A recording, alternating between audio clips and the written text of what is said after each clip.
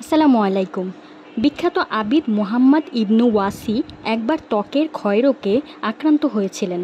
তার বন্ধু এটা দেখে ভীত হয়ে পড়লেন। তখন তাকে তিনি বললেন, আলহামদুলিল্লাহ, ক্ষতটা আমার জিহবায় কিংবা চোখের কিনারায় হয়নি।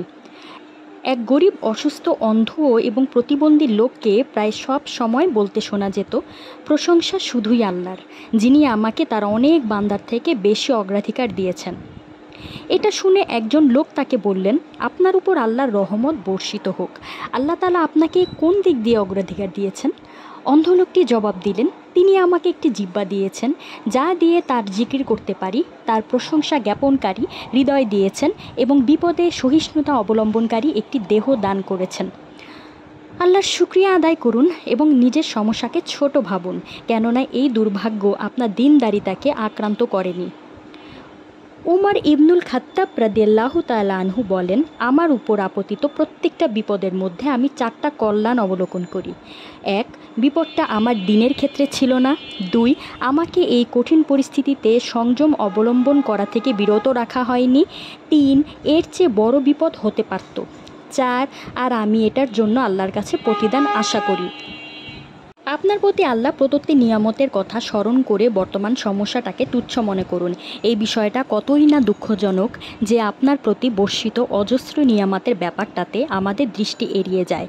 আমরা শুধু দেখতে পাই সেই একটা মাত্র নিয়ামত যা থেকে আমাদের বঞ্চিত করা হয়েছে। এটা কি ঠিক?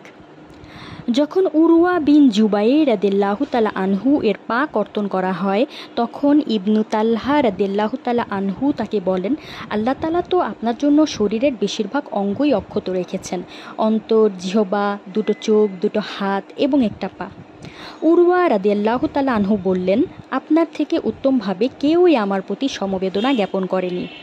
কেউ কেউ আর্থিক দুরবস্থার ব্যাপারে অভিযোগ করে থাকেন। তাদেরকে যখন জিজ্ঞেস করা হয়, আপনি কি আপনার স্মৃতিশক্তিকে 1 কোটি টাকার বিনিময়ে দিতে পারবেন? তখন জবাব আসে না।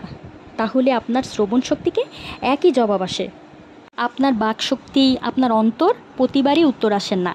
তখন তাদেরকে স্মরণ করিয়ে দেওয়া উচিত, সত্যি বলতে আপনি তো একজন কোটিপতি, এরপরও আপনি কিভাবে দারিদ্র্যের অভিযোগ করতে পারেন? আপনার সমস্যাটাকে তুচ্ছ ভাবুন। এটা স্মরণ করে যে বৈশাখের ঘন কালো মেঘের মতোই এটা একসময় কেটে যাবে। যাদেরকে পূর্বে অসুস্থতা কিংবা প্রিয় মানুষ হারানোর কষ্টের মাধ্যমে পরীক্ষা করা হয়েছিল, তাদের কথা চিন্তা করুন। তখন তাদের অবস্থা কীরকম ছিল? কেউ কেউ তো নিজেদের অবস্থার পরিবর্তন আদৌ হবে কি না এ ব্যাপারে সন্দিহান ছিলেন, কিন্তু সময়ের সাথে সাথে তাদের অবস্থার পরিবর্তন ঠিকই হয়েছিল। তাদের জীবনযাত্রা এগিয়ে গেল, এমনকি এক সময় হৃদয় বিদারক দুঃখগাথা তাদের জন্য সুদূর অতীতে পরিণত হলো। এখন আপনি যাদেরকে আপনার পাশে হাসতে দেখেন, জীবনকে উপভোগ করতে দেখেন, তারা কি জীবনের কোনো এক মুহূর্তে বিষাদের ভারে অশ্রুপাত করেনি? হ্যাঁ, তারা করেছিল, কিন্তু সময়ের সাথে সাথে সব কিছুই বদলে গেছে। দুনিয়ার প্রতি এমন কোনো আশা পোষণ করবেন না যার জন্য এটাকে সৃষ্টি করা হয়নি। পরীক্ষা জিনিসটা যে খুব সহজ কোনো অভিজ্ঞতা নয়, এটা সবারই জানা।